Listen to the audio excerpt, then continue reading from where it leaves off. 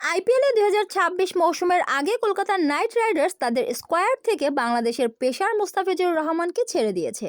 ভারতীয় cricket board BCCI এর নির্দেশেই এই সিদ্ধান্ত নেওয়া হয়েছে। কেকেআরকে নির্দেশ দেওয়ার বিষয়টি নিশ্চিত করেছেন বিসিসিআই সচিব দেবজিৎ সাইকিয়া। তিনি সংবাদ সংস্থা এএনআই কে বলেন, সাম্প্রতিক সময়ে চারপাশে যা ঘটছে সেই পরিস্থিতির কারণে বিসিসিআই কেকেআরকে নির্দেশ দিয়েছে তাদের দল থেকে বাংলাদেশের একজন খেলোয়াড় মোস্তাফিজুর রহমানকে ছেড়ে দিতে। একই সঙ্গে বিসিসিআই জানিয়েছে তারা চাইলে বিকল্প খেলোয়াড় নেওয়ার অনুমতি দেওয়া হবে। যদিও বিসিসিআই আনুষ্ঠানিকভাবে নির্দিষ্ট কোনো কারণ জানায়নি, তবে ভারতীয় সংবাদ মাধ্যমে প্রকাশিত খবরে বলা হয়, বাংলাদেশের সংখ্যালঘু নির্যাতনের অভিযোগকে কেন্দ্র করে কেকেআর ও তাদের মালিক শাহরুখ খানের বিরুদ্ধে সমালোচনা করেন কিছু রাজনৈতিক ও ধর্মীয় নেতা। এই প্রেক্ষাপটে বিসিসিআই সিদ্ধান্ত নেয় বলে ধারণা করা হচ্ছে। কয়েক ঘন্টার মধ্যে কেকেআর এক বিবৃতিতে জানায়, বিসিসিআই এর নির্দেশ অনুযায়ী সব নিয়ম মেনেই আলোচনা শেষে মোস্তাফিজকে ছেড়ে দেওয়া হয়েছে। এদিকে মোস্তাফিজকে নিয়ে বিসিসিআই এর বক্তব্যের একদিন আগে বাংলাদেশের হোম সিজনের সূচি ঘোষণা করে বাংলাদেশ ক্রিকেট বোর্ড। সেখানে ২০২৬ সালের মার্চ থেকে ভারতের বিপক্ষে ৩টি ওয়ানডে ও ৩টি টি-20 সিরিজ রয়েছে।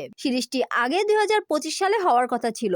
এর আগে ফেব্রুয়ারি-মার্চে ভারতে টি-20 বিশ্বকাপ খেলবে বাংলাদেশ। ২০১৬ সালে আইপিএল ক্যারিয়ার শুরু করা মোস্তাফিজ এর আগে Sunrisers Hyderabad, Mumbai Indians, Rajasthan Royals, Delhi Capitals ও চেন্নাই সুপার কিংসের হয়ে খেলেছেন। আইপিএলে ৬০ ম্যাচে তার উইকেট ৬৫টি। সর্বশেষ নিলামে কেকেআর তাকে ৯ কোটি ২০ লাখ রুপিতে দলে নেয়। আইপিএল ২০২৬ মৌসুমের আগে তিনিই একমাত্র বাংলাদেশি ক্রিকেটার ছিলেন যিনি কোনো দলে জায়গা পেয়েছিলেন। বর্তমানে তিনি বিপিএল এ রংপুর রাইডার্সের হয়ে খেলছেন। পুরো বিষয়টি নিয়ে শীঘ্রই বিবৃতি দিতে পারে বিসিবি।